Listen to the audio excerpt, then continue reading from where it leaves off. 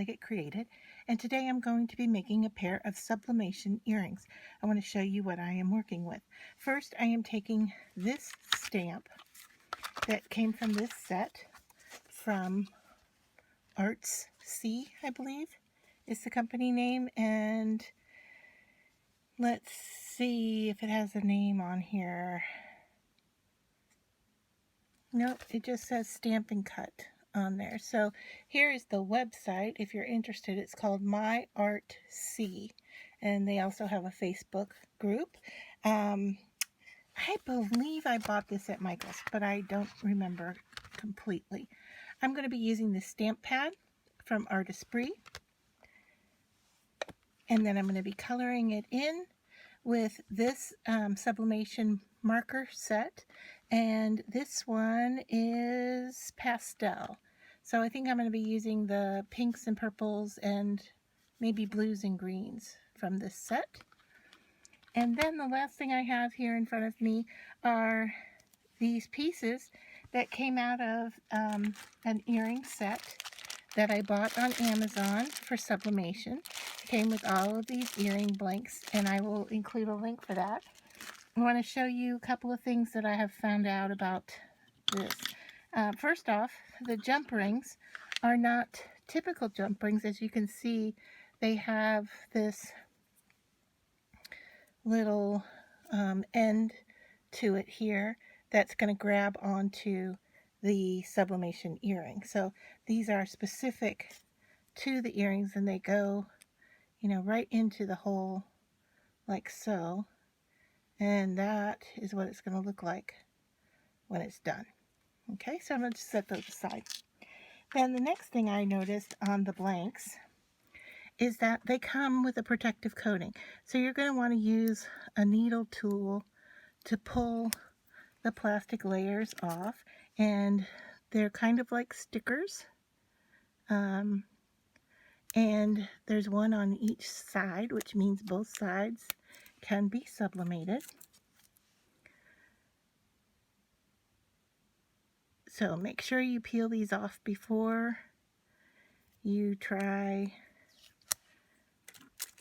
to put it in your heat press or under an iron to transfer the ink. And on some of these, it is put on so well that it's hard to see that it's there. So it's important for you to know that the plastic layer is there. So then the next thing you're going to want to do is, on a piece of plain copy paper, is you're going to want to trace around your earring blanks so that you know where your design goes. Alright, so I'm just doing that with pencil, and I'm going to put a dot in there. Hopefully it will show up where the top is. If not, I'm going to mark it here. Okay, so that I know the hole is right about there.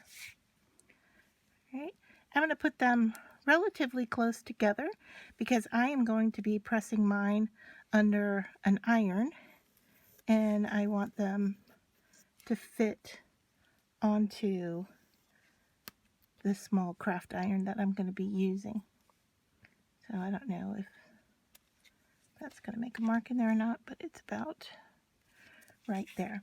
All right, so then you can see, fortunate for me, this stamp is the exact size of those earring blanks, and that just was a wonderful find. So now I'm just going to uncover my ink pad here. I'm going to ink up my stamp. Looks like it's pretty juicy.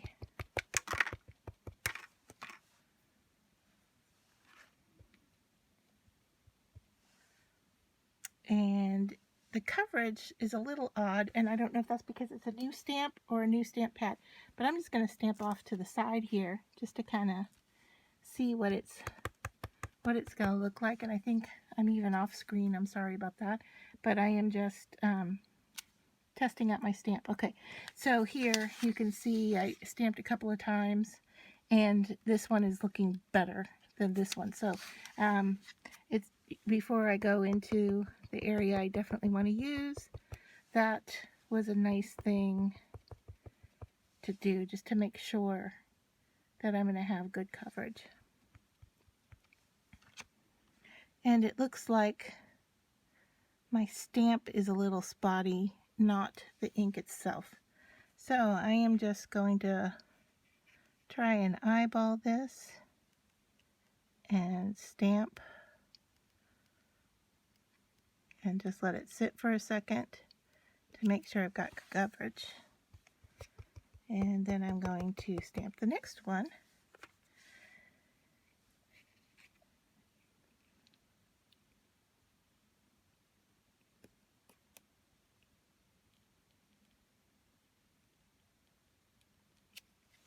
Alright, and they look like they both have good coverage. If I wanted to touch something up, I could do so with a black magic marker. That comes from Artesprix. They have a pack of black markers that are in a variety of different thicknesses, so that would work really well there. I'm going to stop the video for a second and clean off my stamp and my stamp pad, and then I'll be right back. So I have chosen to use these 4 markers, and what we're looking at here is a pink, a purple, and 2 different colors of green. I want to show you that the pen cap can look different from what the ink looks like when you draw with it. Okay, now when you go to transfer this onto your blank, the colors are going to be different. All right, so what might look dull here, and you can see this one actually looks blue, but it is this kind of mint green color. All right, and then this one, which looks almost gray, is actually this green. So this is mint, this is seafoam, this is cotton candy, and this one is mauve. So I just wanted to show you that how they mark, and then once that we do the sublimation, that the colors are going to look different and probably more vibrant. So I'm going to go ahead and color this and choose how I want my colors to work, and then I will come back and show you what I've done. So my next step, you can see here after I've colored and I have cut down my paper, is to put my blanks in place. So I want to center them on top of the design. And I may even, I was going to try to look through to see if I was on the design well.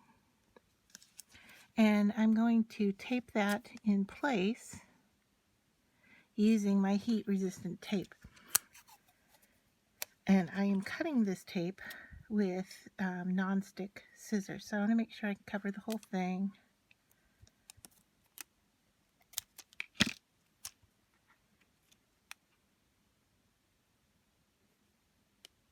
And I am just going to use the tape to hold that blank to the paper on both of these.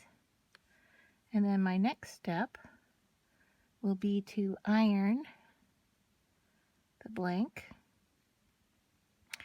And for using a craft iron, it says to let it sit for 3 minutes on high. So I will do that and then show you after the 3 minutes what it looks like. All right, so my next step to be ready for ironing is I'm going to use my heat resistant mat from Artesprix, and then I'm going to create a sandwich with my paper. And this is just some protective paper from Artesprix. I'm putting this down first, then I'm putting my blanks with the design up, okay? And then I am going to put the paper on top, and then I will put my iron on top of this and let it sit for 3 minutes. You can remove the top layer, and then without removing the tape, you want to take a peek in there to see if the color transferred, and it did. Remember, I am working with pastel colors here, and so that's what I am seeing on the blanks. Now, you want to be careful when you go to touch these because they are hot. Even though they are not metal, they are hot.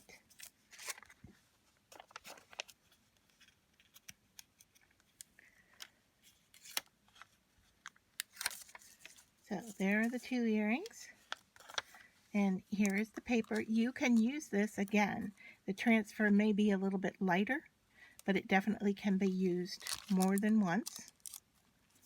All right, and let's see how these are doing heat-wise.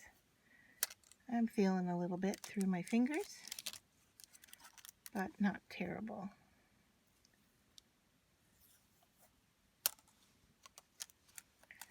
So there they are. And now all I have to do is wait for them to cool off, and I'm ready to apply the earring piece to it.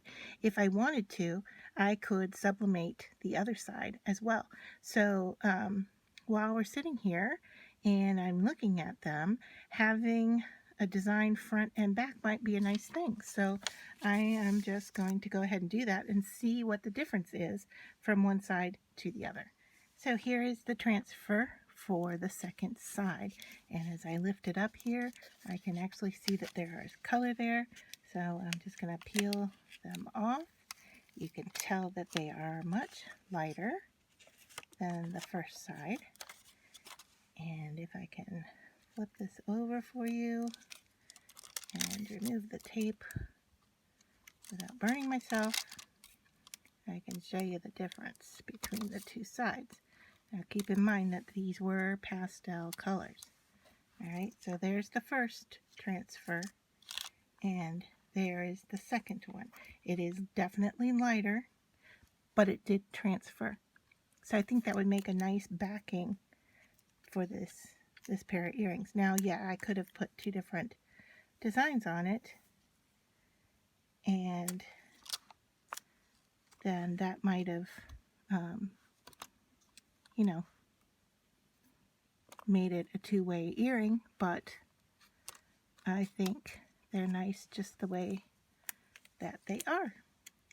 So the next step then is to take my earring wires, and I'm going to use, actually I think I just used my fingers to pull these apart, and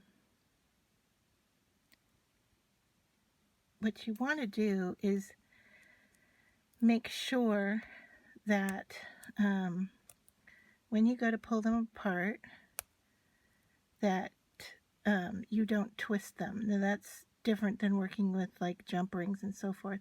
So now I just want to make sure that my earring is lined up for the front and that I have the correct image facing up. And then I'm going to put this through the hole, and then all I have to do is give it a pinch. Now you could use jewelry making tools for this, or just your fingers like I did there. Alright, so there's our first one, and there is our second one.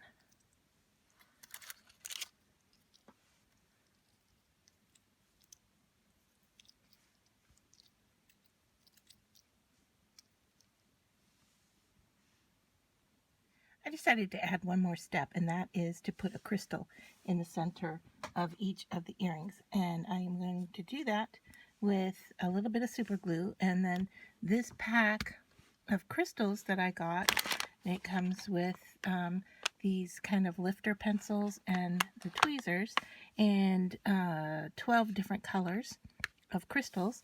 So I'm just going to put a drop of super glue in the center of each earring, and then I am going to place this iridescent crystal right on top of that.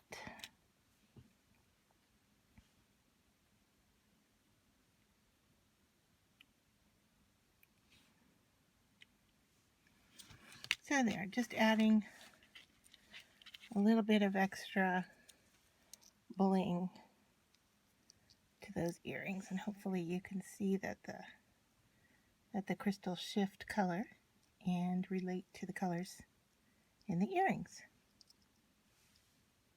So I guess I couldn't leave well enough alone with these, and what I did was I took a black permanent marker and I went around the edge of the earring. And the reason I did that, it was brown and white here, and I wanted it to look or have a more professional finish to it.